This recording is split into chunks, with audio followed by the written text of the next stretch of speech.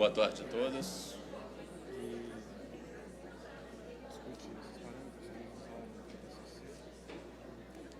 Boa tarde a todos. É com grande prazer que a gente dá início a essa segunda etapa do nosso 21º seminário do IBRAC. E a proposta que foi aceita pelo comitê organizador do seminário é o debate sobre investigações de condutas unilaterais. Na verdade, foram 4 propostas que foram aceitas pelo IBRAC nesse sentido, ou para discutir esse tema bastante relevante. Proposta da Carla Crippa, da Ambev, proposta da Maria Cecília Andrade, do MMK, proposta do Ricardo Botelho, do Cassiano Polino, e uma proposta que eu também apresentei, para que a gente, então, tivesse aqui a oportunidade de tratar de um tema que, à primeira vista, está na agenda, que é pública do CAD, em termos de advocacia da concorrência, mas que, obviamente, em função até dos recursos limitados que nós temos na autoridade, a preferência, vamos dizer assim, tem sido o controle de concentrações e o combate a cartéis. Então, esse debate sobre investigação de condutas unilaterais, ele existe, como a gente vai ver aqui no nosso painel, ele está vivo e é preciso que a gente continue a discutir a metodologia de análise de condutas unilaterais, tanto do ponto de vista das autoridades, como também do ponto de vista do agente privado.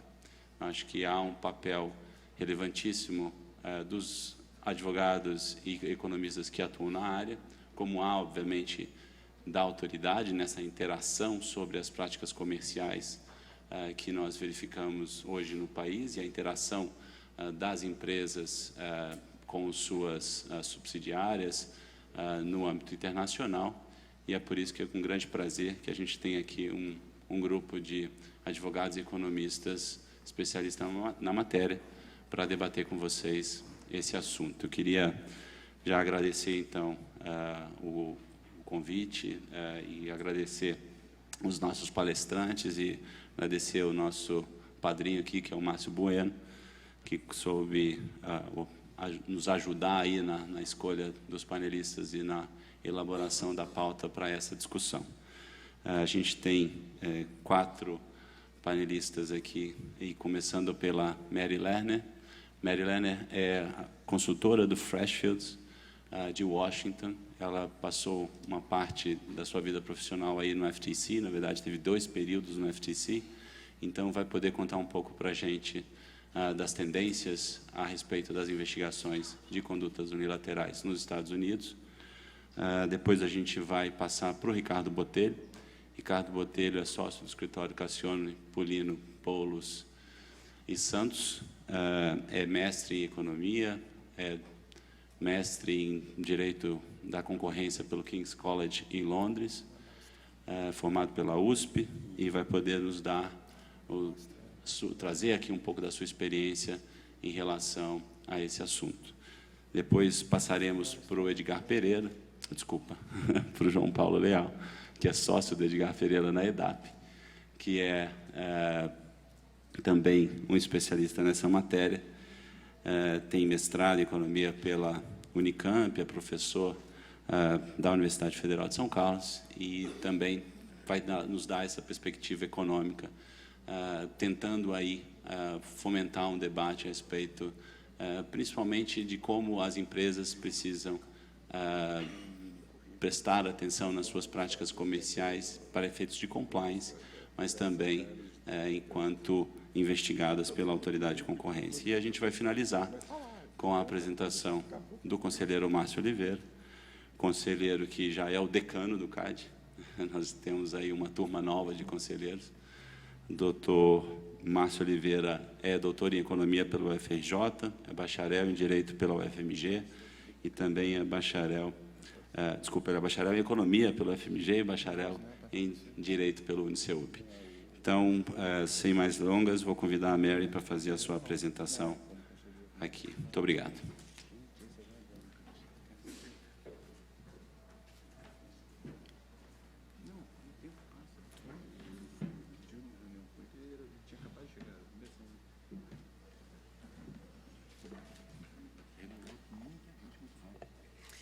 Hi, I'm Mary Lehner, a lawyer at Freshfields in Washington, and as Leonardo hinted, I have spent perhaps more time in my professional career in government than in private practice, so perhaps my perspective tends to run a little bit down the middle. I can't tell you how happy I am to be here. This is my first visit to Brazil, and I already love the country. It's been about 24 hours. I knew I would be in love, and yes, it is a beautiful country. So happy to be here. I'd like to thank Maria Cecilia Andrade for kindly inviting me to participate, and for my co-panelists for all their kindness, and for all of you for allowing me to speak to you, with you today. Recognizing that you must be especially interested in our Brazilian experts, I will keep my comments brief. Unilateral conduct is an interesting area for discussion, not the least of which because it's an area in which international enforcement continues to diverge, even while other areas tend to converge. With that said, to quote the head of the Antitrust Enforcement Agency of the US, DOJ, Bill Baer, there is broad consensus that market power, some call it dominance, should be at the heart of any unilateral conduct violation. And it is widely recognized that market shares are only one tool for assessing market power. At the same time, there is growing appreciation that unilateral conduct violations require specific exclusionary conduct with likely anti-competitive effects. We will take a few minutes to see how these broad concepts play out in the US. In the US, the foundational law prohibiting anti-competitive unilateral conduct is Section 2 of the Sherman Act. Section 2 prohibits monopolization and attempts to monopolize. Section 2 monopolization has two elements. The first is monopoly power in the relevant market. In the US, there is no statutory or firm market share threshold, though it tends to be above 50%, and the closer you get to 100%, the surer you are that you have market power. The second is exclusionary conduct to acquire or maintain monopoly power. Here, we have to be sensitive that otherwise legal actions, if they are taken by a monopolist, can give rise to liability if they have an anti-competitive effect. So, as the slide notes, the general principles of monopolization under US law are that earning or holding a high market share, even a 100% market share, is not illegal. Nevertheless, exclusionary conduct, which harms competitors without helping consumers, will attract antitrust scrutiny from regulators and other potential plaintiffs, especially in the US, of course. Predatory pricing and price discrimination are classic forms of anti-competitive unilateral conduct. And if you will allow me, I will spend a little time on vertical agreements and exclusionary conduct. And off the bat, we should note that vertical agreements in the US generally tend to withstand antitrust scrutiny. This is the general rule. With that said, there are particular kinds of agreements that do raise issues and bear some discussion. Refusals to deal, exclusionary supply agreements, loyalty discounting, that one's a bit tricky, which we'll talk about for a moment later, tying or bundling, and customer or territorial restrictions. Let's step briefly through each of these. Refusals to deal. Generally, of course, a firm has the right to decline to deal with third parties. However, firms with monopoly power may have a limited duty to deal. Refusals to deal should be based on the benefit to the firm and not a desire to put a competitor at a disadvantage. That's a general principle to keep in mind. And extraction of an agreement not to deal with a competitor, or the equivalent, refusing to deal with buyers who do, can be exclusionary and particularly damaging where the buyer cannot do without the seller's product or service.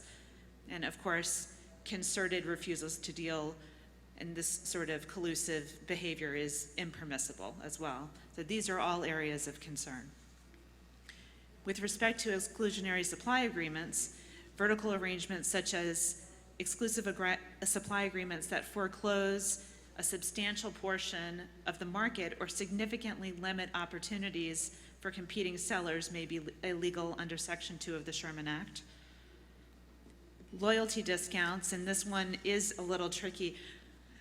I'll say first that rebates and loyalty discounts are common in the US, and they are, I expect, common in Brazil as well. They tend to be pro-competitive, and the agencies in the US are loath to touch a rebate or loyalty discount because, of course, they are seen by the customers as lowering price, and indeed, in most cases, they do lower price. They're good for consumers. However, when one has market power, we have to be careful how the discounts are used and whether they're used in a way that it could exclude competition. So for example, if a seller with market power offers the discount only at such high levels that the discount effectively requires exclusive dealing, then this raises a flag. So to minimize risk on loyalty discounts, we should ensure that loyalty schemes are supported by valid business justifications, and that the discounts do not foreclose a substantial portion of the market or significantly limit opportunities for competing sellers.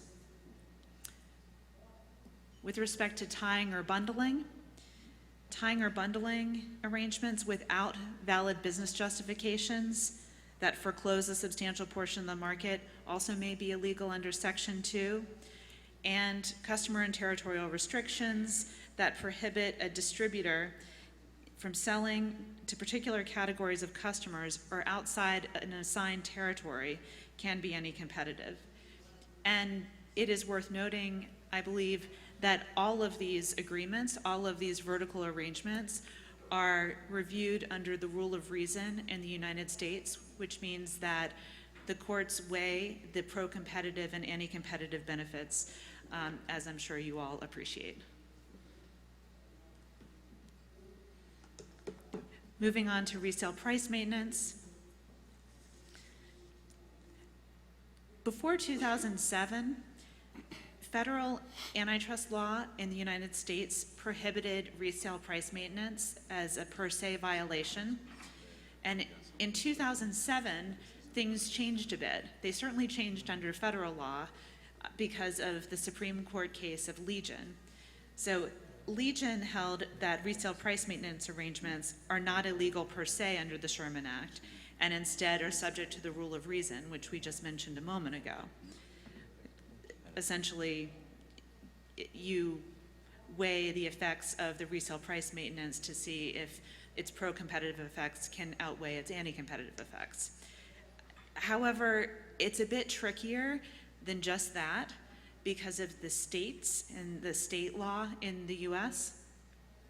Many states have what's known as Legion repealer statutes, or they have explicitly said that their state law does not recognize the same rule, and that under state law, resale price maintenance remains per se illegal. So it is still a tricky thing, a tricky course to navigate in the US, this idea of resale price maintenance. But a note about price ceilings. Well, price ceilings are viewed under the rule of reason. So this is charging a maximum price. This is generally seen as pro-competitive and has a competitive justification, a business justification. price ceilings after Dr. Miles are generally permissible in the U.S.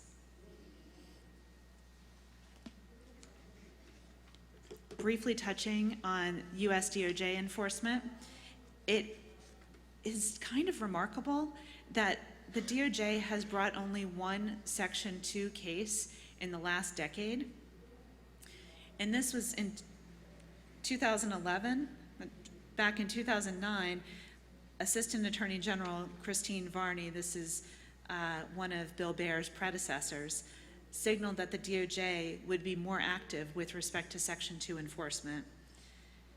And then 2 years later, in 2011, the DOJ announced a settlement with United Regional Healthcare System, which was the first time in over a decade that the DOJ brought a case under its Section 2 authority to challenge unilateral conduct.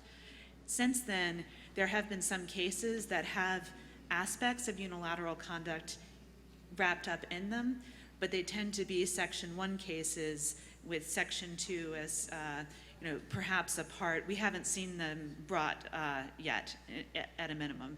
There may be some in the pipeline, but we haven't seen the complaints. So that's been that. It's been the United Regional Healthcare System matter in the past 10 years at DOJ. The DOJ has signaled recently, though, that it intends to focus scrutiny on the phenomenon of standard essential patents and standard setting organizations. This is something that I'm sure you all are familiar with. This is something that has been a focus, actually, if I switch over to the next slide, it was a focus a couple years back at the FTC. Again, the FTC was focused on the potential abuse of patents. I'll take a moment to say, at the FTC tends to pursue unilateral conduct cases under Section 5 of the FTC Act, which prohibits, quote, unfair or deceptive acts or practices, end quote. Essentially, they are pursuing Section 2 behavior, but they pursue it under the FTC Act. In 2013, the FTC reached this high-profile settlement with Google to resolve concerns that certain Google business practices could stifle competition in the markets for popular devices, such as smartphones, tablets, and gaming consoles, as well as the market for online search advertising. Under the settlement, Google agreed to meet its prior commitments to competitors, to allow competitors to access on a fair, reasonable, and non-discriminatory terms, and this is the FRAND standard, or sometimes a little shorter, the RAND standard, to patents on critical standardized technologies needed to make popular devices, such as the smartphones and tablets that we just mentioned. Also, a note about recent FTC activity and Section 5 of the FTC Act, under which the FTC pursues unilateral conduct cases. In the past months, there's been a recent as of the past couple months, promulgation of principles of enforcement of the Section 5 of the FTC Act, which has caused some discussion among practitioners in the U.S. and elsewhere about the impact of the statement, essentially whether we expect to see greater enforcement, perhaps greater enforcement of under unilateral theories, et cetera. What I would say is that the statement tends to reflect the current practices of the Commission. So with all the noise, at least in the US, all the noise about the potential impact of the statement, it's unclear how much effect, if any, the statement will have on the actual enforcement practices of the FTC, as essentially it's codified that it will employ the rule of reason going forward, which effectively is what it was already doing. It is helpful, though, to understand it explicitly and to have this made plain to the antitrust bar writ large. So finally, on private enforcement in the US, we see trends including allegations of pharmaceutical monopolization and delay of generic entry with sham citizen petitions, and product hopping cases.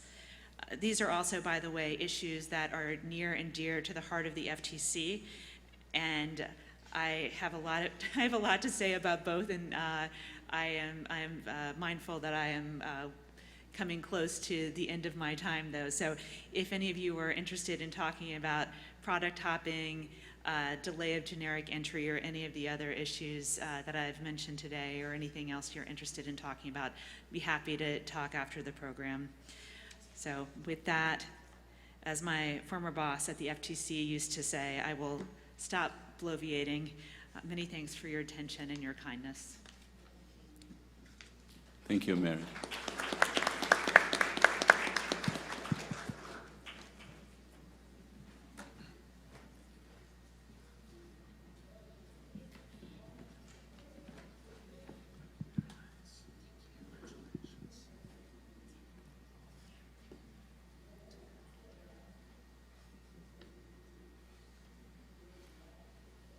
Boa tarde a todos. Antes de mais nada, eu queria agradecer o convite. É uma honra e uma satisfação participar deste painel e deste seminário. Dentro da proposta do painel, o tema que eu gostaria de tratar aqui, mais especificamente, são os parâmetros de análise dentro do direito brasileiro para as condutas unilaterais que se qualificam como abusos de posição dominante. Então, antes de iniciar a apresentação, acho que vale um esclarecimento de ordem terminológica, de que, como vocês sabem, a expressão condutas unilaterais é vaga e ela é usada com diferentes sentidos no discurso, na linguagem do direito da concorrência. Eu vou empregar aqui o uso mais comum, que é o das condutas unilaterais, que são aquelas condutas que são consideradas como mais problemáticas para a concorrência ou que materializam um risco para a concorrência quando elas são realizadas de forma unilateral por uma empresa detentora de posição dominante. E o ângulo que eu gostaria de abordar esse tema é o do questionamento, primeiro, se os parâmetros que temos hoje, normativos e jurisprudenciais, para analisar os abusos de posição dominante, se eles são satisfatórios. E, em não o sendo, se seria possível identificar caminhos para aperfeiçoamento desses parâmetros de análise e, mais do que isso, caminhos que são imediatos, que o CAD poderia adotar desde já, e que fossem úteis para as diversas categorias de abusos de posição dominante. Para começar a responder a esses questionamentos, é útil uma reflexão aqui de ordem prática a respeito de situações sobre, principalmente, duas categorias de abusos de posição dominante, que são os descontos condicionados e as práticas de exclusividade. Mas aqui, só para a gente refletir, pergunto se seria um ilícito à lei de defesa da concorrência a prática de uma empresa detentora de participação de mercado de 22% que condicionasse um desconto a seus revendedores ao fato de esses revendedores atingirem uma meta de share de 90%. Ou seja, o desconto seria concedido quando e se esses revendedores adquirissem pelo menos 90% de sua demanda pelo produto relevante daquela empresa detentora de 22%. A situação seria diferente se essa empresa tivesse, em vez de 22% de mercado, 75% de mercado, ou ela deveria ser imediatamente diferente, de bate-pronto, numa análise dessa prática? E se a gente não estivesse falando de uma meta de share, estivesse falando simplesmente de uma meta de volume, ou seja, se o desconto fosse condicionado ao revendedor adquirir um volume de produtos que fosse, por exemplo, 1% a mais do que o volume que ele adquiriu no ano anterior ou no período anterior. Isso deveria ter um tratamento mais brando, necessariamente, do que a meta de share? Com relação, por exemplo, à abrangência de mercado, deveria fazer diferença na análise o fato de a prática envolver 0,5% do mercado relevante, 5% ou 50%, no sentido de abrangência, ou seja, do total dos pontos de venda, dos revendedores abrangidos pela política de desconto. E quanto ao prazo, né, deveria também ser decisivo para a análise o fato de a prática ser destinada a durar só 3 meses, né, por exemplo, uma ação promocional de verão, ou 3 anos. Com relação a práticas de exclusividade, né, também de forma imediata, quais são as circunstâncias em que a exigência de exclusividade de vendas por uma empresa com posição dominante é um abuso, né? E se essa exclusividade ela for apenas a exclusividade de merchandising, ou seja, a exigência de que aquele revendedor só tenha material publicitário da empresa que está oferecendo algum benefício para ele, ou exigindo, em troca simplesmente de fornecer o produto. Então, essas perguntas dão uma pista de que, de fato, o diagnóstico é de um razoável nível de incerteza em relação aos parâmetros de licitude das práticas de abuso de posição dominante, de práticas que são, pelo menos aparentemente, perfeitamente legítimas e pró-competitivas, né? Afinal de contas, a gente está falando de desconto, por exemplo, né? Ou preço predatório, que é outro exemplo de prática que é uma conduta unilateral potencialmente abusiva de posição dominante. Essa incerteza tem algumas consequências práticas relevantes que eu destaco aqui 3. A primeira é a própria dificuldade de estruturação de regras internas de compliance, né? Isso é óbvio, a partir do momento que você tem incerteza em relação aos parâmetros, é sempre muito difícil traçar a linha até onde a empresa pode ir naquele conjunto de práticas, né? E isso é particularmente relevante nesse contexto que temos hoje de uma valorização crescente de programas de compliance efetivos, né, por parte da autoridade. Além disso, uma outra dificuldade, essa da própria autoridade, é de priorização de enforcement, né? Se não há a clareza razoável em relação aos parâmetros de licitude, também é mais difícil identificar que conjunto de práticas ou que circunstâncias determinadas práticas deveriam ser alvo de uma atuação mais contundente da autoridade, porque essas práticas têm um maior potencial lesivo à concorrência. Além disso, há, inevitavelmente, custos inevitáveis, ou custos, na verdade, evitáveis, de avaliação de práticas e até mesmo de processamento de questionamentos dessas práticas pela autoridade, né? Se houvesse parâmetros mais claros, certas práticas, o risco de que certas práticas representassem uma violação à lei concorrencial pudesse ser imediatamente descartado, sem necessidade de a empresa gastar recursos com a avaliação da licitude dessas práticas e mesmo da autoridade iniciar uma investigação e tocar essa investigação por determinado tempo antes de chegar à conclusão de que aquela prática era, na origem, inócua, do ponto de vista da concorrência. Então, essa reflexão permite uma conclusão preliminar de que, não, os parâmetros das práticas de abuso de posição dominante, pelo menos para algumas características, ou talvez com exceção de algumas categorias de práticas, como, por exemplo, preços predatórios e recusa de contratar, em que há, sim, de fato, critérios mais claros para analisar essas condutas, um roteiro de análise mais bem estabelecido, mas para os outros tipos de abuso de posição dominante, existe, sim, um razoável nível de incerteza, né? E o que eu vou tentar mostrar agora na sequência, há, sim, aparentemente, caminhos que poderiam ser adotados desde já pelo CAD para tentar estabelecer critérios mais claros para esses parâmetros, né, e que poderiam ser feitos tanto pela regulação, né, por meio de guias, ou mesmo pela jurisprudência, né, pelo enfrentamento mais direto, mais profundo desse problema, né? Então, a tentativa de identificar parâmetros mais claros, ela começa por uma análise, uma reanálise da própria estrutura do ilícito concorrencial. tanto do ilícito concorrencial de forma geral, das diversas categorias, como mesmo da categoria mais específica dos abusos de posição dominante. Então, todos aqui sabem que a lei concorrencial ela traz a previsão sobre os ilícitos num único dispositivo, né, o artigo 36. Ele trata das diversas categorias de práticas e, no seu parágrafo 3º, há a listagem de práticas mais concretas, uma listagem exemplificativa e que, como também todos sabem, a lei não atribui qual é a categoria mais ampla que essas práticas concretas pertencem, né?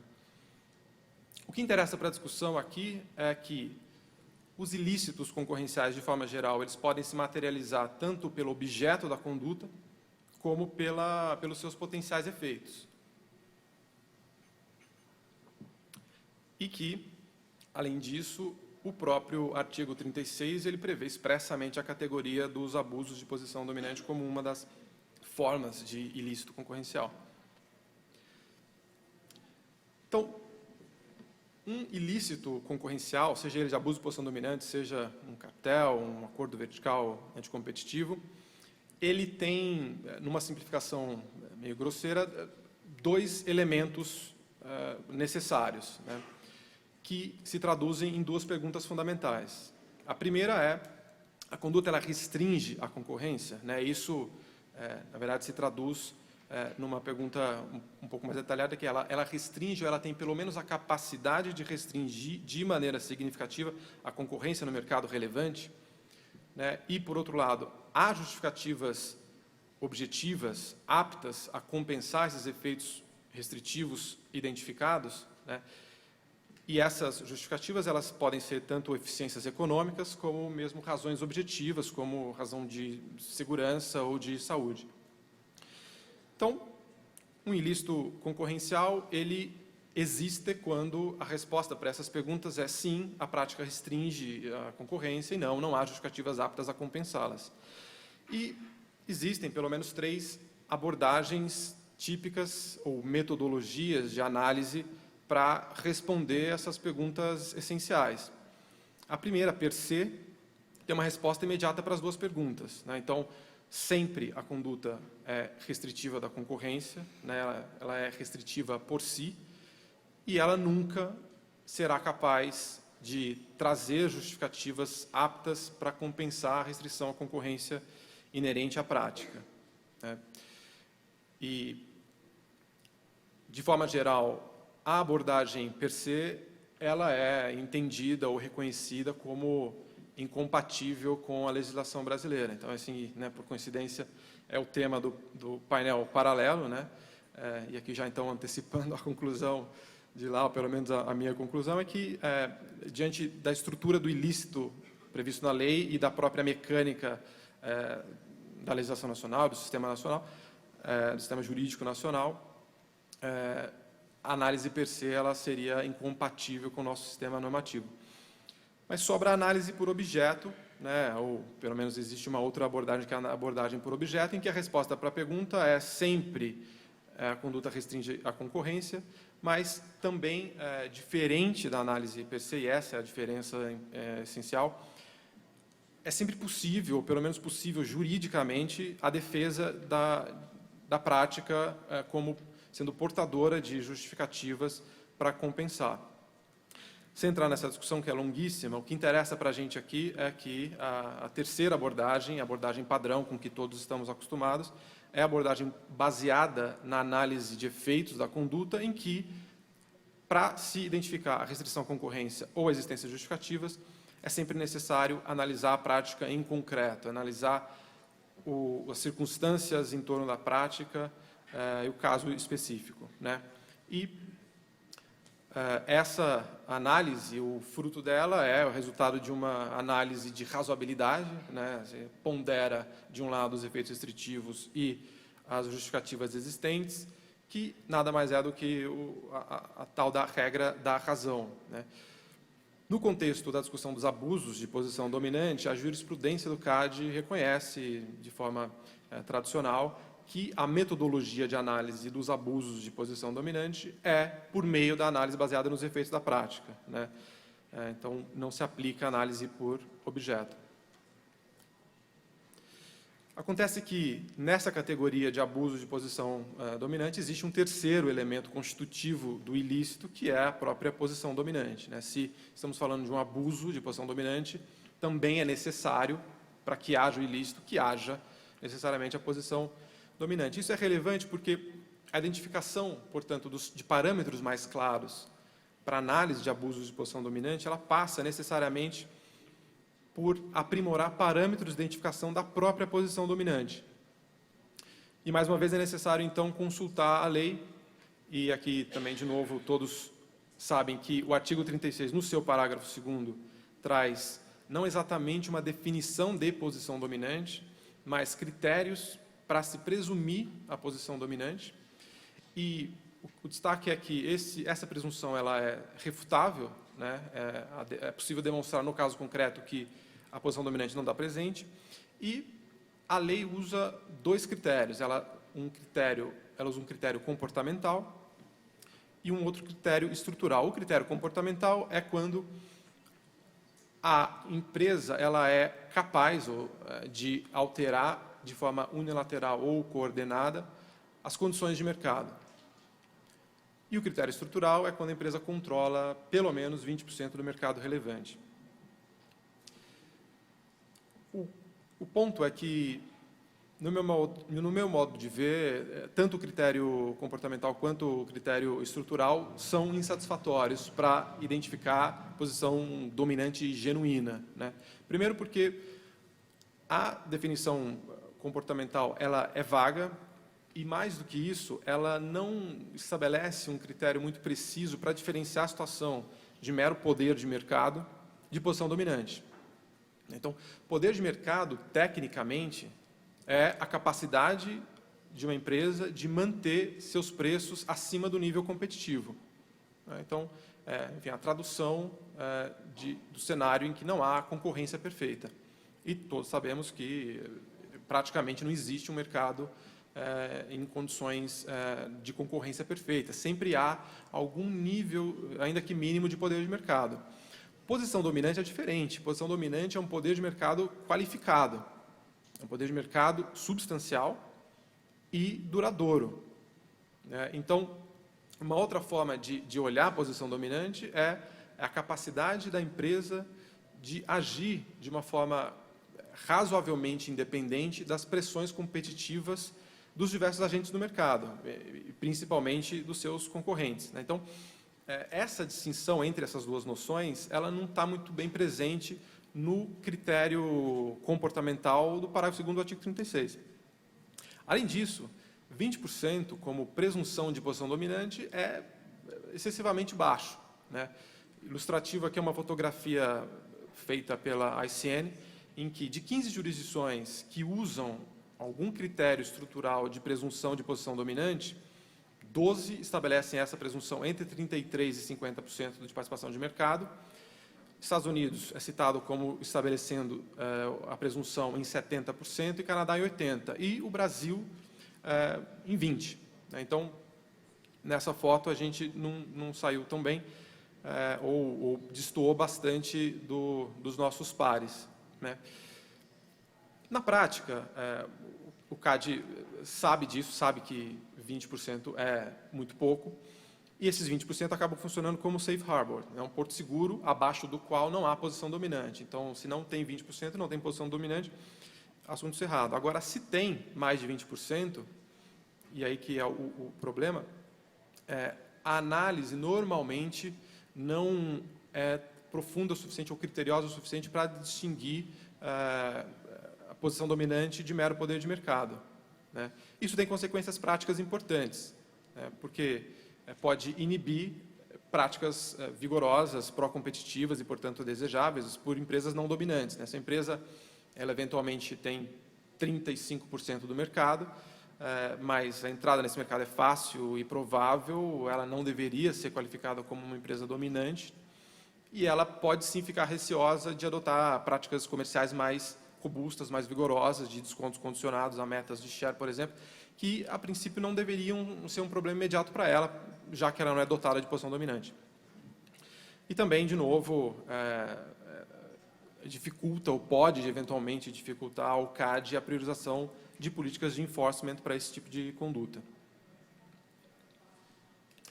Então, como sugestão de aprimoramento nesse caminho, fica primeiro, inevitavelmente, a possibilidade de o CAD definir, talvez, idealmente, por meio de guias, mas também por jurisprudência, ou mesmo uma resolução vinculativa, de que, para determinadas práticas ou categorias de práticas, o CAD só vai investigar se a empresa, de fato, detiver posição dominante genuína.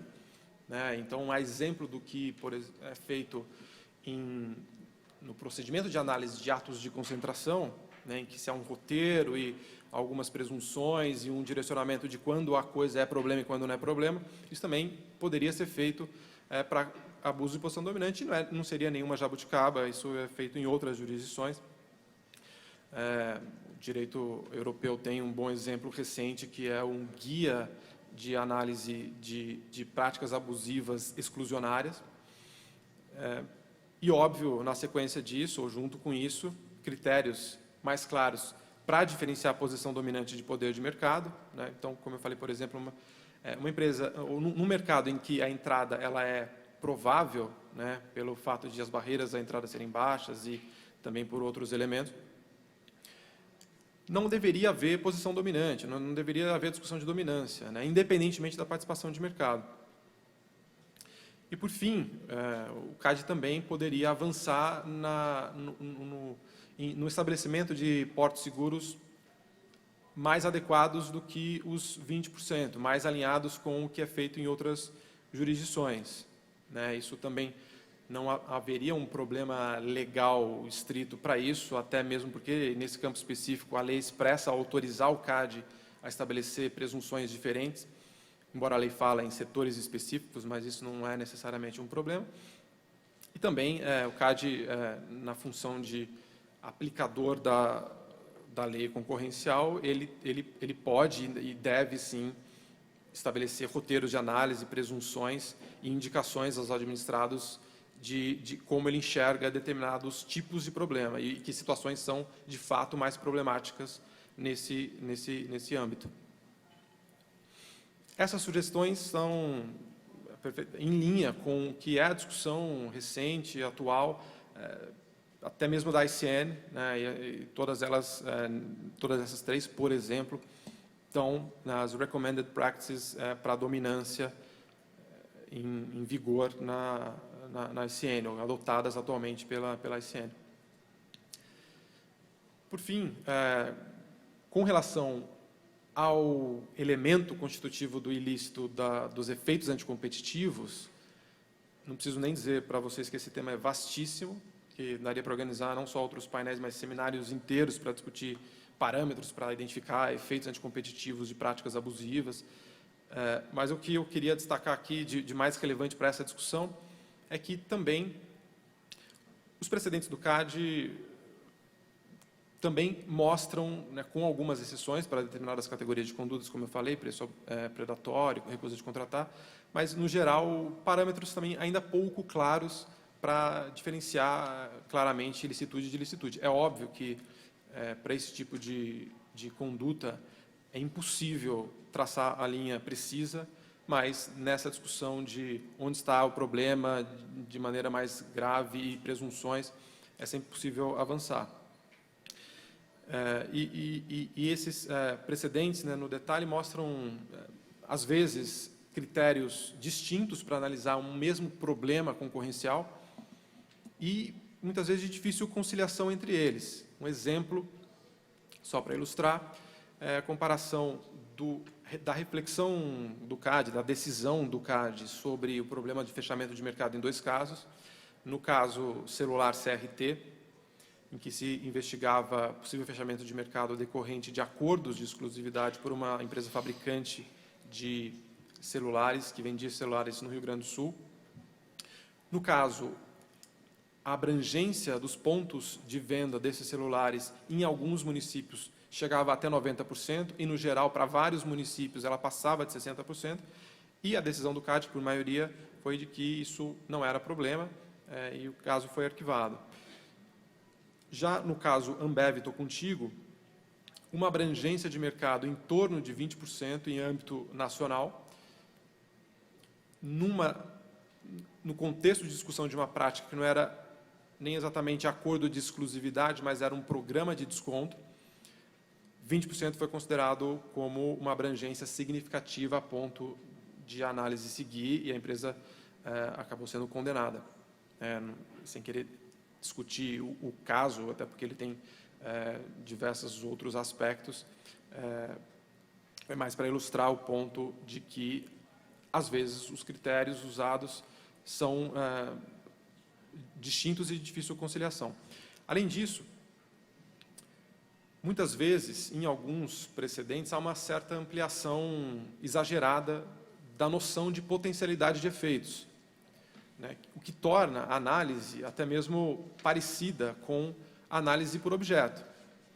Mais uma vez, o caso Ambev, estou contigo, é um exemplo, né, em que a discussão da potencialidade de efeitos, né, a capacidade da prática de restringir a concorrência de maneira significativa, ela se dá muitas vezes com uma discussão teórica hipotética. E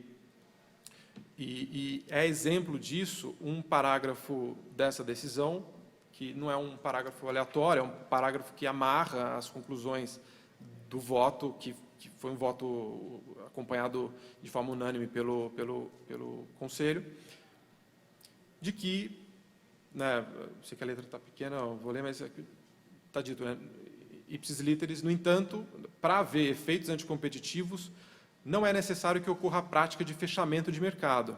Basta que se constate a não linearidade em programa de desconto de empresa em posição dominante. Essa parte final, né, basta que se constate a não linearidade, né, em programa de desconto, ela, no fundo, ela é de difícil conciliação com uma análise baseada em efeitos, né? Não linearidade de programas de desconto, basta que a política de desconto seja condicionada a alguma meta, por exemplo, de volume, independentemente da abrangência, independentemente do valor desse desconto, né, e do volume exigido, para que ela seja não linear, né? Então, isso é uma dissonância em relação ao que é reconhecido como sendo a metodologia de análise, né? Então, as conclusões de tudo isso que a gente percorreu aqui são no sentido de que o aperfeiçoamento dos parâmetros de análise de abusos de posição dominante tem, inegavelmente, uma enorme relevância prática. Além disso, né, e de um lado, né, parâmetros muito abrangentes, né, para noções como posição dominante e potencialidade de efeitos, pode acabar inibindo práticas comerciais vigorosas, competitivas e, portanto, desejáveis. Por outro lado, parâmetros que sejam muito estritos e muito permissivos, por isso, obviamente, também inviabilizariam uma tutela efetiva da defesa, uma tutela efetiva da concorrência, que, né, é nada mais, nada menos que o próprio propósito, a razão de ser da lei. Também, como eu comentei, alguns precedentes do CAD trazem uma análise próxima da análise por objeto de práticas de abuso de posição dominante. Então, fica como um desafio à frente para todos nós, né, autoridades, advogados, economistas, empresas, de avançar na discussão e propor parâmetros mais claros, mais operacionais e consistentes, tanto do ponto de vista econômico, como também do ponto de vista jurídico, para os abusos de posição dominante. É isso. Muito obrigado. Obrigado, Ricardo. João Paulo. Boa tarde a todos. Agradeço a preferência por esse painel e, na linha dos agradecimentos, queria agradecer o IBRAC, aqui representado pelo Leonardo, pelo Ricardo, É um prazer estar aqui com vocês para a gente discutir um pouco esse assunto que, como o Leonardo falou logo na apresentação, as práticas unilaterais, elas estão vivas, né? E eu me surpreendi, eu peguei esse gancho aqui e me surpreendi como elas estão vivas. A gente vai ver logo na sequência que existem muitos casos que estão sendo julgados ou que foram julgados pelo CAD, o que faz com que essa discussão de hoje, né, e como o Ricardo está falando, essa tentativa ou essa necessidade de esclarecimento ou de alguma orientação um pouco mais detalhada por parte do CAD, seja através seja mediante sua jurisprudência, seja mediante guias e tudo mais, sobre o que pode, o que não pode, quais são os critérios de análise, quais são os parâmetros a serem considerados, é algo bastante oportuno. Dessas práticas, ou desse conjunto de práticas unilaterais que existem, né, e que estão lá tipificadas na nossa legislação, eu vou falar de uma delas em particular, que eu chamaria que é a discriminação de preços, e que a Mary já falou, deu mais ênfase na questão das práticas predatórias, e eu vou pegar essa prática de discriminação de preços, que é um patinho feio, eu diria uma espécie de Frankenstein das práticas unilaterais, e a gente vai ver por que na sequência. Na verdade, são 2 slides introdutórios, e depois, logo na sequência, a gente passa para a questão da discriminação de preços. Esse primeiro slide, a gente já estava aqui, por dever de ofício eu coloquei, mas é uma tipificação aí das práticas unilaterais, que, seguindo mais ou menos o que a tradição da Comissão Europeia, são apresentadas, segmentadas em 2 grandes grupos, né? Na verdade, um grande grupo, que é o das práticas predatórias, com venda casada, com exclusividade, assim por diante, e as práticas, a tradução para o português é horrorosa, mas práticas exploratórias, que é uma forma de exploração direta dos consumidores, onde vão existir 2 delas, que são o preço excessivo, né, que saiu da nossa última versão da Lei de Defesa da Concorrência, mas estava na 8884, mas que na Europa está lá no acordo, artigo 102. Bom, aí, eu não vou conseguir ler essa letrinha daqui, mas nem a pau. Mas, provocado por isso, o que eu peguei, o que eu tentei fazer, só para dar uma olhada, né, o que aconteceu, e esses são dados de julgados do CAD de 2011. Tá? 2011 foi meio aleatório, o último ano antes da vigência da lei, foi mais ou menos aleatório. Foram 36, se eu contei direitinho, foram 36 casos julgados de cartel e 25 casos de práticas de condutas laterais, que estão ali distribuídas daquele jeito. Ou seja, estamos falando do 100% dos casos de conduta daquele ano. Nós temos uma participação muito grande de casos envolvendo condutas laterais distribuídas daquela forma. Por sorte ou por azar meu, né, o fato é que, nesse ano em particular, 100% dos casos de conduta foram arquivados, ou tiveram perda de objeto, ou foram, de uma forma ou de outra, enfim, não foram casos rumorosos naquele ano, né? Ao longo de 2011, você vai ter, em várias idas e vindas, o julgamento do caso SKF, mas que só vai ser concluído em 2012, então ele não está aqui. E aí sim a gente está falando de um precedente importante para a discussão de fixação de preço, que é outra prática. Mas, enfim, o que os dados mostram, né, é que, olha, sim, condutas laterais são importantes e estão presentes no conjunto da jurisprudência do CAD, nesse ano em particular, bastante significativo. Aí, como não podia deixar de fazer, entrando já agora mais especificamente na questão da discriminação de preços, tem a referência legal em 3 jurisdições, Estados Unidos, Comissão Europeia e Brasil. O Brasil está lá o texto, que todos conhecem. Na Comissão Europeia também temos uma referência à discriminação de preços como uma conduta a ser perseguida, e no caso dos Estados Unidos também, por caso dos Estados Unidos, acho que todo mundo sabe, ela surge no Clayton Act de 1914 e depois ela é emendada pelo Robinson-Patman Act de 1936.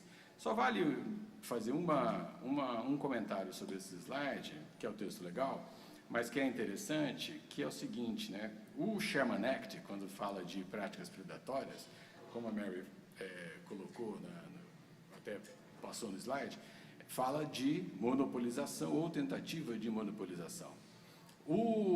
Quando se fala de discriminação de preços nos Estados Unidos, como emendado no Robinson-Patman Act, na verdade tem um abrandamento desse padrão de dano, né, desse padrão de ofensa à concorrência, que é uma coisa muito curiosa, né? Aí nós estamos falando de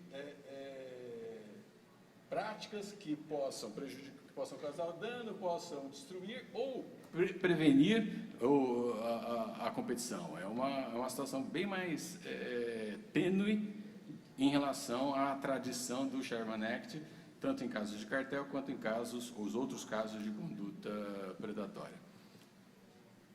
Aí, como sou economista, não podia deixar de ser, tem um gráficozinho aí, que é o seguinte, né? De um certo ponto de vista, que pode ser um ponto de vista chamado aí de estritamente econômico, sem tratar exatamente de efeitos concorrenciais da discriminação de preços, mas diretamente efeitos sobre o bem-estar, a discriminação de preços é uma prática dúbia, que qualquer economista vai falar, olha, é difícil falar se isso causa exatamente prejuízo aos consumidores, esquece um pouco a concorrência, sim ou não, né? Se a gente partir, o excedente do consumidor, acho que todo mundo sabe, né? Todo consumidor tem um preço de referência, chamado de preço de reserva, que ele está disposto a pagar por aquele produto. Se ele paga menos do que esse preço, ele tem um excedente chamado de um excedente de consumidor. Ou seja, se o mercado dita um preço que é menor do que ele estaria disposto a pagar, o seu preço de reserva, ele tem um ganho, ele tem um excedente nesse caso. O primeiro gráfico no alto à direita, ele mostra a situação, a linha, o triângulozinho lá em cinza, ele é o excedente do consumidor obtido quando se parte de uma situação de um monopólio ou um quase monopólio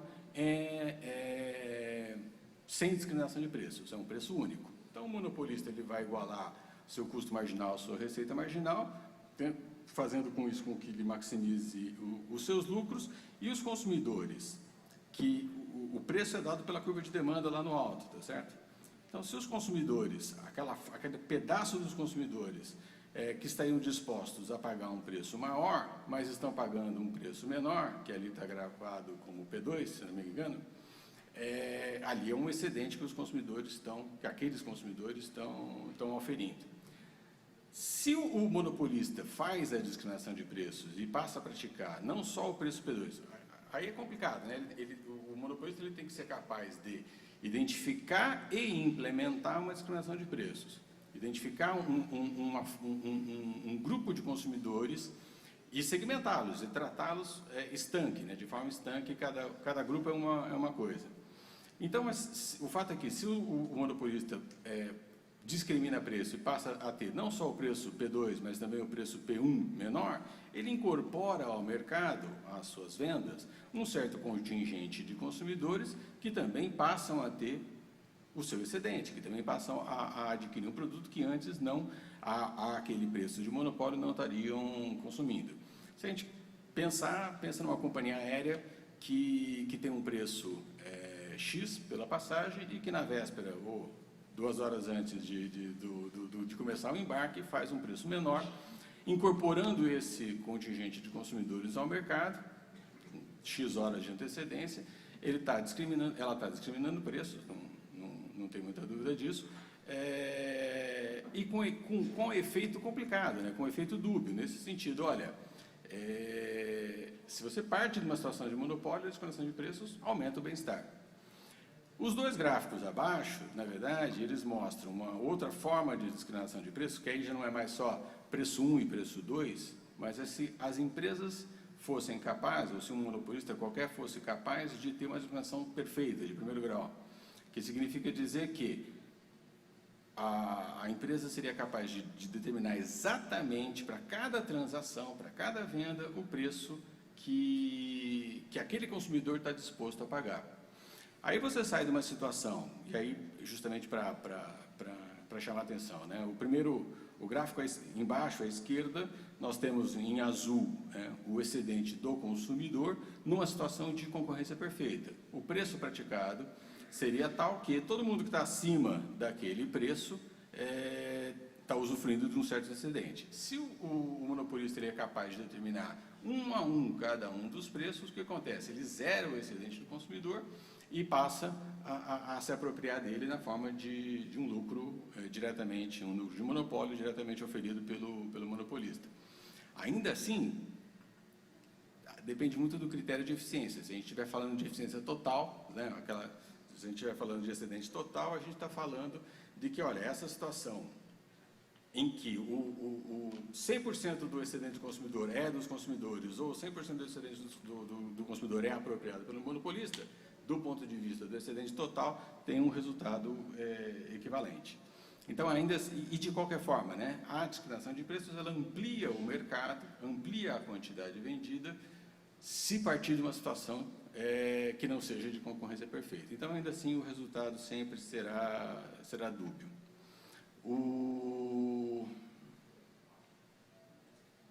Bom, agora, ampliando um pouco, tirando essa questão do excedente, e aí trazendo um pouco mais a questão de concorrência, o que a gente vai ver?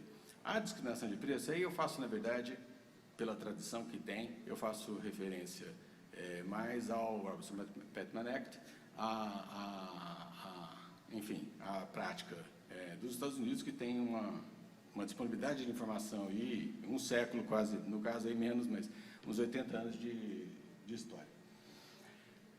No fundo, existe essa classificação que está colocada no slide da discriminação de preço da Primary Line Injury e da Secondary Line Injury, que significa, no fundo, a mesma coisa, né? Porque se você está falando de discriminação de preços, sempre é uma relação vertical, né? Sempre vai existir um mercado montante, sempre vai existir um mercado ajusante, upstream, downstream. Então, sempre vai ter os dois lados, você sempre vai ter a possibilidade de analisar as duas coisas. Mas tem casos que foram trazidos às autoridades americanas como sendo casos de discriminação primária e tem casos como de discriminação secundária. No seguinte sentido, se a preocupação concorrencial é com o mercado de atuação da própria empresa que pratica a discriminação, essa é uma discriminação primária. Se a discriminação, se a preocupação concorrencial é com os efeitos do mercado downstream, ou seja, daqueles que são beneficiários ou não beneficiários da discriminação, aí teremos um caso de discriminação secundária. Uma primeira observação, e é interessante, né? A discriminação de preços, ela se confunde em que medida com a prática de preço predatório. Porque, no fundo, essa é a grande questão. O que é discriminar preço? Né? Porque o preço predatório tem uma qualificação importante, que é preço predatório é aquele quando alguém pratica um preço inferior a uma certa medida do seu custo, tá certo? A uma certa medida de custo. E isso é predação. A discriminação de preços, como o nome diz, e essa na literalidade da própria legislação, o que está escrito, discriminar preço é cobrar preço diferente. Discriminou, cobrou preço diferente. Nos Estados Unidos, em particular, tem dois casos mais antigos, esse da FTC versus a Anheuser-Busch e a Utah Pie, de 60 e 67, em que a Suprema Corte, foram casos que chegaram à Suprema Corte, e que a Suprema Corte afirmou categoricamente, nós somos 60 e poucos, não é tão longe assim, Não, olha, discriminar preço é exatamente isso, é você praticar preço diferente. Saiu do preço único, é um preço discriminado. Essas duas decisões meio que foram revertidas, embora não tenha sido o caso, não chegou a ser uma reversão, mas só se faz a referência, nesse caso da Brooke e da Brown Williamson, que era envolvendo cigarros, em que a Suprema Corte falou, olha, não, tudo bem, discriminar praticar preço diferente, mas a gente precisa ter alguma medida de predação para que, ou seja, alguma referência a custo para que essa prática possa ser, para que seu efeito prejudicial à concorrência, na verdade, aos concorrentes daquele que faz a prática, possa ser considerada como lesiva à concorrência. Mas, enfim, o jeitão da coisa é o quê? Você tem uma possibilidade de discriminação de preços e seu efeito concorrencial tem uma dimensão geográfica ou uma dimensão de produto, material, no seguinte sentido. No caso do Utah Pie, por exemplo, ou no caso também da Ambev, da Anheuser-Busch, o que se tratava? A empresa ou as empresas foram acusadas e condenadas pelo fato de que vendiam os seus produtos, no caso da Utah Pie e no caso da Anheuser-Busch Cerveja, vendiam os seus produtos em determinados mercados a um preço menor do que vendiam em outros mercados. E os seus concorrentes naqueles mercados aonde ela vendia a um preço menor, muito rápido, reclamaram e tiveram êxito na reclamação. Você também pode pensar numa outra situação, que é uma discriminação de preço envolvendo produtos ligeiramente diferentes. O caso da Borden, FTC versus Borden, é um caso muito interessante, que é a empresa comercializava leite e, na verdade, usava duas marcas na comercialização de leite. A FTC falou, olha, produto é idêntico, like grade, e, portanto, você, ainda que sejam duas marcas, você está discriminando preços do mesmo jeito. E foi acusado e foi condenado.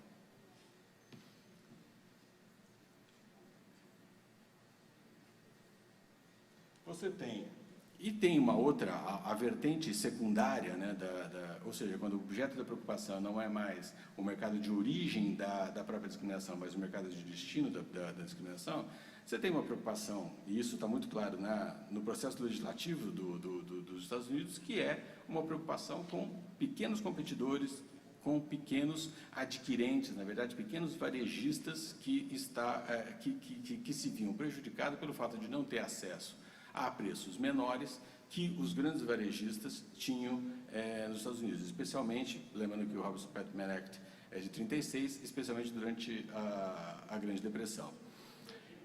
Então, esse é o jeitão da prática de discriminação de preços, que se aproxima muito de um ponto de vista, né? Quando eu que pratico a discriminação, sou eu o acusado e, portanto, a relação de concorrência que importa é com os meus concorrentes no mercado de origem, ela se aproxima e se confunde em alguma medida com a prática de preço predatório. Se você olha no mercado à frente, quando é um caso de discriminação secundária, é um pouco aquilo que o Ricardo estava mencionando, ela se aproxima muito de uma situação de desconto, tá certo? Olha, para você, eu dou um desconto, né? E é muito importante, eu não tinha me atentado para esse ponto na sua apresentação, é muito interessante essa menção, eu estou contigo, exatamente isso. Olha, esse pedacinho é uma afirmação de que, sim, discriminação, se eu concedo descontos, dançou. É um caso disso. Muito rapidamente, só para concluir, esse é o último, as justificativas admitidas no Robinson-Patman Act para a discriminação de preços ou linhas de defesa são, você pode ter uma defesa baseada em custo, ou seja, não é que o meu preço é diferenciado, é diferente porque os meus custos são diferentes. Tem a referência há vários casos, e isso é uma defesa muito difícil de ser feita, né? Porque o custo de produção é o mesmo, né? Então, e nos Estados Unidos, nas decisões que existem, o que se discute é se 10% de desconto de preço menor, né, que não deixa de ser um desconto, pode ser justificado em 10% de preço, em 10% de custo, porque se não for na mesma proporção, o preço continua sendo discriminatório, né? Muito difícil de se fazer isso.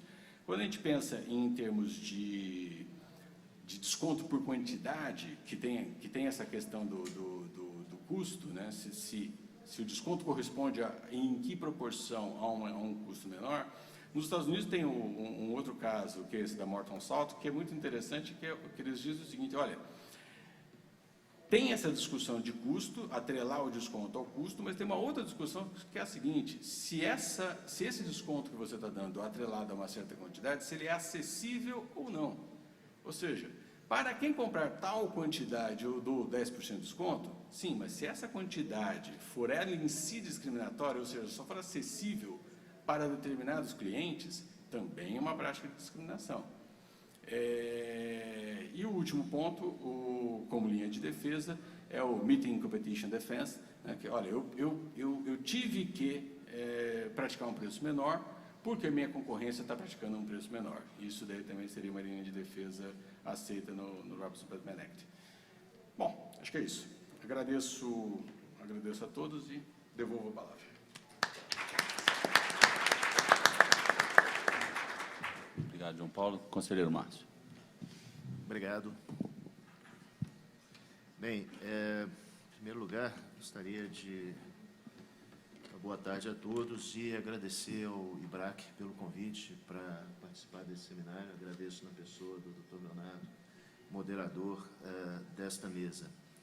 Bem, vou fazer aqui uma confissão antes de começar a apresentação. Quando eu fui convidado para assumir o cargo de conselheiro do CAD, eu concordei e achei que, por ser economista, fosse trabalhar majoritariamente com análise de atos de concentração, o que acabou não acontecendo, tanto pelos sorteios, né, vários casos de conduta unilateral e conduta concertada caíram comigo, e, além disso, na primeira sessão da qual eu participei, eu pedi vista de um caso de conduta, justamente porque eu não conhecia bem o processo. E, em função disso, eu acabei tendo que fazer um esforço grande para analisar esses casos de conduta. E, enfim, acho que as pessoas que têm formação jurídica têm mais familiaridade para lidar com esse caso de conduta. E, justamente por isso, né, eu fiquei surpreso em ser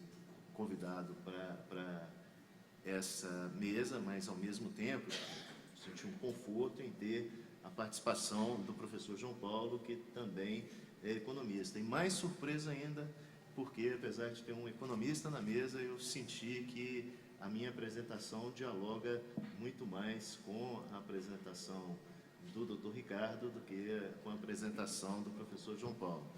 Bem, dito isso, eu vou tentar ser rápido aqui, em função do tempo, justamente para sobrar um pouco de tempo para debates, né? Bem, eu coloquei o título da apresentação como poder de mercado, mas poderia ter colocado também posição dominante. Houve uma demanda do Dr. Leonardo, no começo, quando me convidou, dizendo: olha, nós vamos discutir poder de mercado. Então, tudo bem, eu coloquei o título poder de mercado, mas à frente eu faço uma diferenciação entre poder de mercado e posição dominante, como, aliás, já foi feito pelo Dr. Ricardo, que me antecedeu. Em primeiro lugar, deixa eu passar aqui.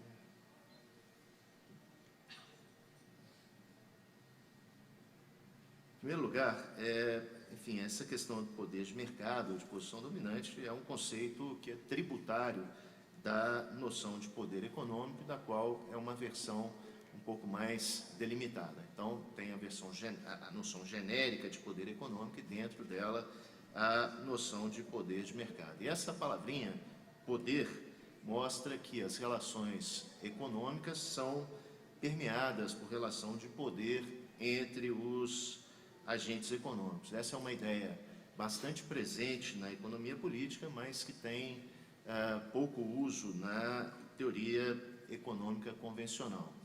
Pela minha experiência, analisando os casos de conduta no CAD, eu percebi que essa noção de poder de mercado, a noção de posição dominante, é, a um só tempo, uma noção jurídica e uma noção econômica. Como já foi falado aqui, o professor Ricardo mostrou bem a dificuldade de se mensurar poder de mercado ou posição dominante. Olha, essa dificuldade é inerente ao conceito, eu creio. Essa noção de poder de mercado ou de posição dominante é uma noção complexa e indeterminada. Mas, apesar disso, né, quem aplica a lei tem que formar um juízo sobre o exercício supostamente abusivo do poder de mercado ou da posição dominante. E por quê? Ora, porque isso é fundamental para a aplicação da lei.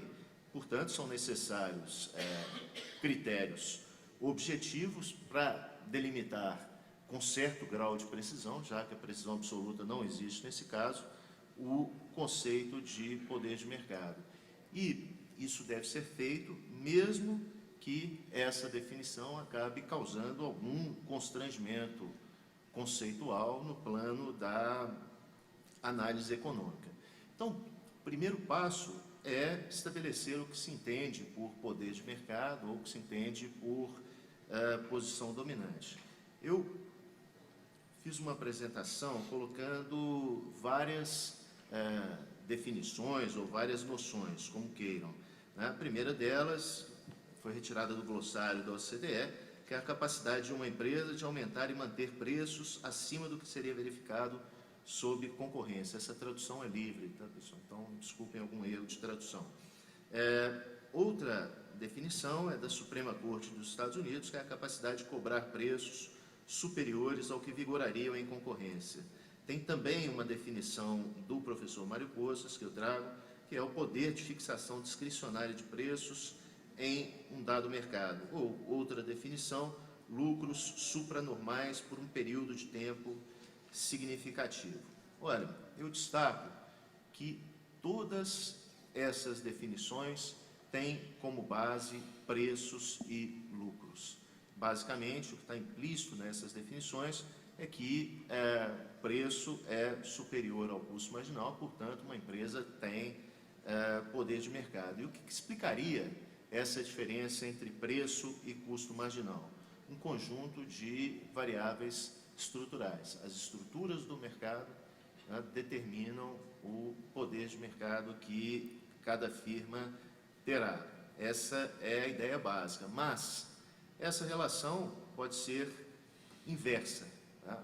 A própria conduta de uma empresa pode afetar a estrutura de mercado. Um exemplo são barreiras à entrada criadas por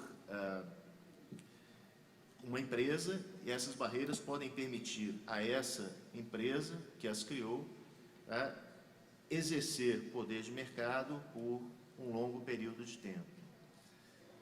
Outra questão que deve ser colocada é o seguinte: olha, já que a maior parte das definições de poder de mercado entende poder de mercado como a diferença entre preço e custo marginal, como margem de lucro alta durante um bom período de tempo, a questão seguinte é como mensurar o poder de mercado. E tem algumas medidas tradicionais para fazer isso. A primeira medida que eu coloquei aqui na apresentação é o índice de Lerner, ou chamado PCM, Price Cost Margin, que nada mais é do que o preço menos o custo marginal dividido pelo preço, ou o inverso da elasticidade de preço da demanda. Mas esse indicador do poder de mercado pode ser enganoso, por várias razões, mas eu coloquei 3 que eu acho que são as principais aqui na apresentação. Olha, o índice Lerner é uma média ponderada, é aquela formulazinha anterior, certo? É um somatório do preço menos o custo marginal dividido pelo preço, é uma média ponderada em que os pesos são dados pelos market shares das empresas. Nesse caso, é interessante porque um aumento do número de empresas pode aumentar o share das empresas maiores e, com isso, aumentar o índice. Olha, então, se eu olho para o índice, ele está aumentando, eu falo, o poder de mercado está aumentando. Mas, na verdade, a concorrência nesse mercado também está aumentando. Então, o índice dá uma noção enganosa, vamos dizer assim, do poder de mercado. Outro problema com o índice Lerner: os lucros por unidade produzida podem aumentar em uma recessão. Se refletirá no aumento do índice Lerner, mesmo que a concorrência tenda a aumentar durante as recessões. Então, novamente, o índice Lerner pode dar uma noção enganosa do poder de mercado. Outro ponto, o market share de empresas mais eficientes, com menor custo marginal, pode aumentar. Se isso acontece, o índice aumenta. Parece que há um aumento do poder de mercado, mas, na verdade, há um aumento da concorrência. Então, nós devemos ter muito cuidado com a interpretação do índice de Lerner, porque ele pode levar a conclusões erradas sobre o poder de mercado. Bem, o poder de mercado também é mensurado pelo uso de medidas de concentração, que medem o poder de mercado das empresas ou o grau de concorrência entre as empresas. Pode ser um índice de Refdal-Hirschman ou um CR4, por exemplo, né? Essas medidas também refletem a estrutura de mercado e também estão sujeitas às mesmas críticas anteriores. Olha, mas se essas medidas são tão sujeitas a críticas, por que usá-las? Porque, como foi dito aqui pelo Dr. Ricardo, elas trazem algum grau de segurança jurídica para as empresas. Mas, ressalto, essas medidas não devem ser um parâmetro absoluto para mensurar poder de mercado ou posição dominante, né? Elas são medidas que são dependentes da correta definição de mercado relevante, por exemplo, e, em alguns mercados, empresas com baixo market share podem ter alto poder de mercado. Eu destaco um mercado em que os produtos são bastante diferenciados. Mesmo que uma empresa tenha um market share baixo, ela pode ter um alto poder de mercado. Isso não seria captado por esses índices de concentração. E essas medidas de concentração também estão sujeitas a outras críticas. Por exemplo, elas não levam em consideração as elasticidades, os incentivos aos produtores, a entrada potencial de novos concorrentes. Mas o fato é que a maior parte das definições de poder de mercado são baseadas em preços e lucros. São duas as exceções que eu trouxe aqui, né? Há outras, mas eu destaco duas. A primeira delas é a definição do Office of Fair Trading, da Inglaterra, e a segunda delas é uma definição...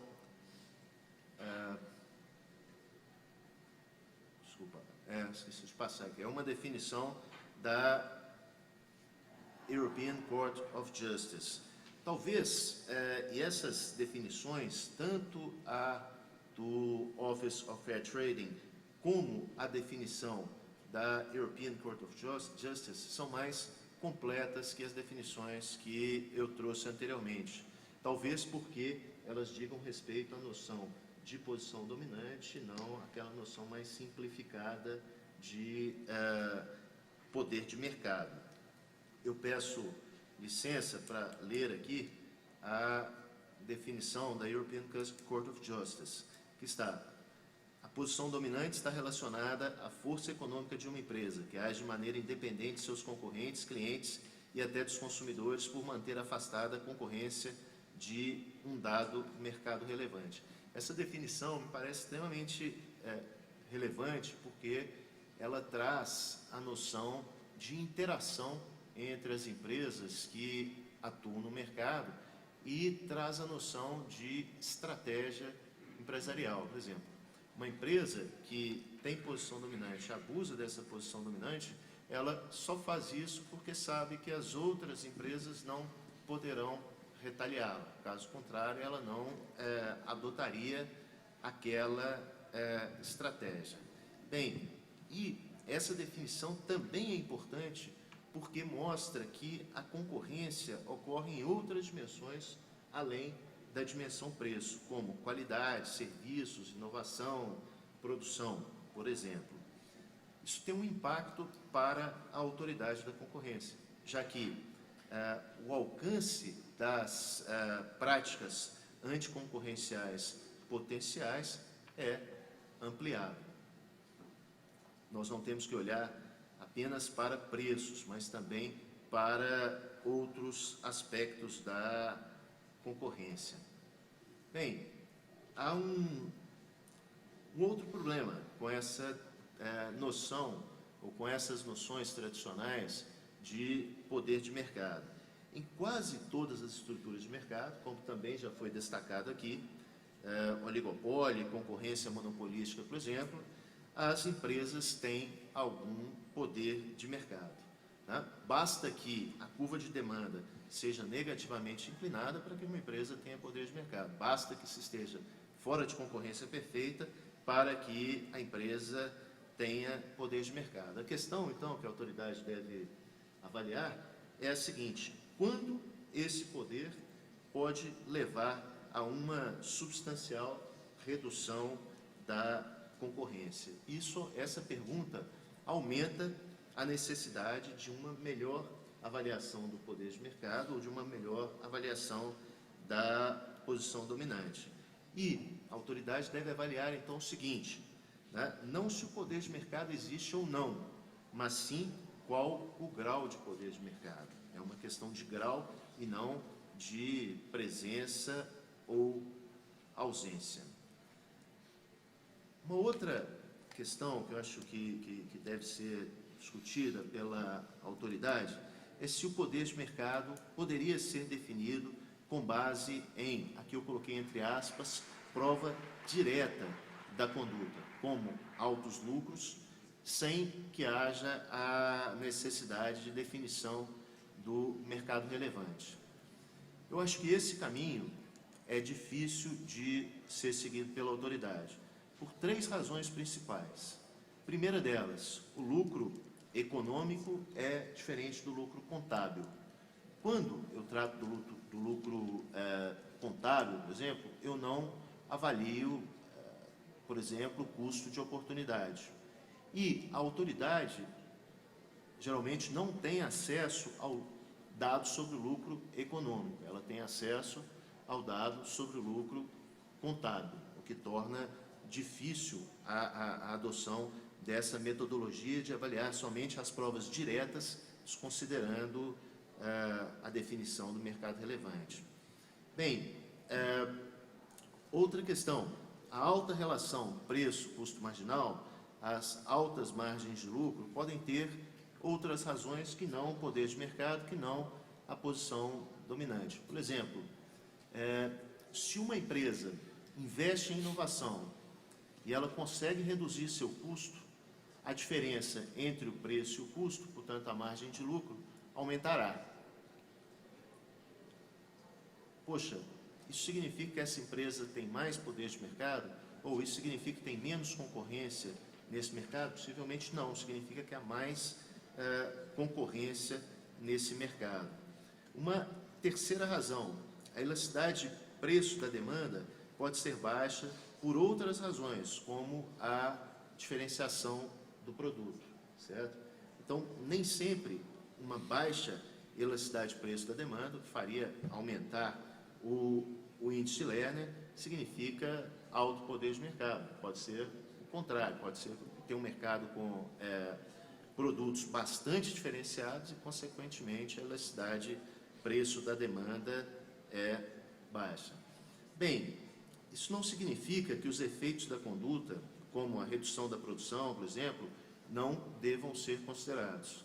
O que eu estou dizendo aqui é que, em uma análise de poder de mercado, de posição dominante, para avaliar se houve ou não um ilícito, eu ficaria reticente em adotar somente provas diretas.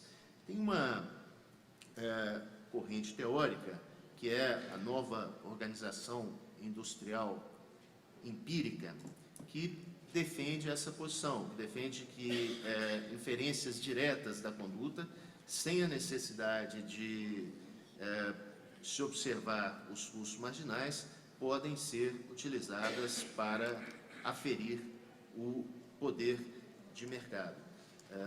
O doutor Leonardo está me dizendo que eu tenho pouco tempo, eu vou tentar avançar um pouco aqui, né?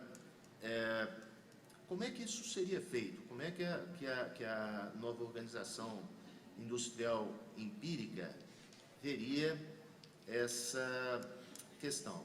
Basicamente o seguinte, né? Deixa eu avançar aqui. Basicamente o seguinte, né? Ela avaliaria a resposta dos preços a variações na elasticidade de preço da demanda e também a resposta dos preços a variações no custo marginal e a detecção de múltiplos regimes de preços. Basicamente, como é que essa análise seria feita pela nova organização industrial empírica? Mudanças na elasticidade de preço da demanda gerariam mudanças nas decisões ótimas de preços das empresas. E o poder de mercado seria inferido pela diferença entre os dois preços, ou seja, o preço antes da mudança da elasticidade e o preço depois da mudança da elasticidade. E também pela proximidade do novo preço, pós-mudança da elasticidade, em relação àquele que seria o preço de monopólio. Bem, essa abordagem da nova organização industrial empírica está sujeita a críticas que eu coloquei aqui na apresentação. Em função da escassez de tempo, eu vou passar por essas críticas, nós podemos discuti-las posteriormente, né? Mas está sujeita a críticas. Em função dessas críticas, eu também acho que é problemático utilizar apenas a metodologia da organização industrial empírica para mensurar poder de mercado ou posição dominante. Mas todo esse avanço é dispensável? Eu diria que não, né? Que o ideal é que esses efeitos sejam conjugados com as medidas tradicionais de mensuração de poder de mercado ou de posição dominante, para que a autoridade chegue a uma conclusão. Portanto, já caminhando aqui para o final, né, eu acho que vários itens devem ser levados em consideração para analisar poder de mercado, para analisar posição dominante. Eu coloco alguns aqui: definição de mercado, a estrutura de mercado, a participação das empresas, ou seja, a evolução dos shares ao longo do tempo, as barreiras à entrada, o poder de mercado dos compradores, que também influencia a análise da autoridade, por exemplo, não só o tamanho dos compradores, mas também se os compradores têm ou não escolhas, né? Eu diria o poder de barganha dos compradores, o comportamento das empresas também ao longo do tempo, se as empresas operam ou não com altas margens de lucro ao longo do tempo, e também o desempenho financeiro das empresas ao longo do tempo. Eu tinha mais alguns slides aqui, mas em função da escassez de tempo, eu já passo à conclusão, que eu acho que é mais razoável, né? Não concentrar em apenas uma metodologia. Nós temos vários indicadores que podem mostrar o poder de mercado ou a posição dominante. Então, o ideal é usar esses indicadores caso a caso. E aqui eu faço uma observação, se me permite, doutor Ricardo, a exposição que o senhor havia feito. Bem, isso gera algum tipo de incerteza? Eu acho que sim, gera. Mas há um trade-off, certo? Porque eu uso várias vamos dizer, várias variáveis para analisar o poder de mercado, reduzo um pouco, né, o problema da segurança jurídica. Eu concordo com o senhor nesse ponto. Gera algum tipo de incerteza. Mas há um trade-off. E qual é o trade-off? Do ponto de vista da autoridade. Eu acho que há uma diminuição da probabilidade de erro por parte da autoridade quando ela faz isso, quando ela faz uma análise mais pormenorizada, usando vários pontos para aferir poder de mercado ou posição dominante. Tá? E essa redução da probabilidade de erro, ela é importante, porque se eu garanto mais segurança jurídica e aumento a minha probabilidade de erro, eu, autoridade, eu tenho dois riscos. Ou o risco de ser extremamente leniente, né, e aí contrariar o espírito da lei, ou o risco de ser extremamente rigoroso com as empresas. Então, do meu ponto de vista, né, eu acho que é melhor um pouco menos de segurança, dar mais liberdade para a autoridade, para que ela possa fazer uma análise com base em vários pontos, né, como eu tentei colocar aqui. Muito obrigado.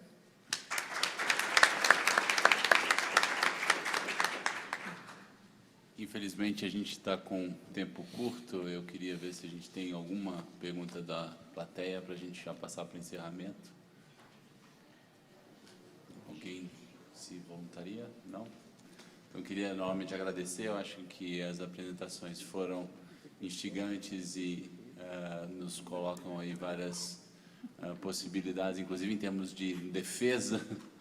Eu acho que a manifestação do conselheiro foi muito importante nesse sentido aí, de falar como estamos em termos de metodologias e o que nos aguarda e o que podemos esperar aí das próximas decisões do CAD em termos de casos envolvendo condutas unilaterais. Eu agradeço novamente aos panelistas e a paciência de todos. Muito obrigado.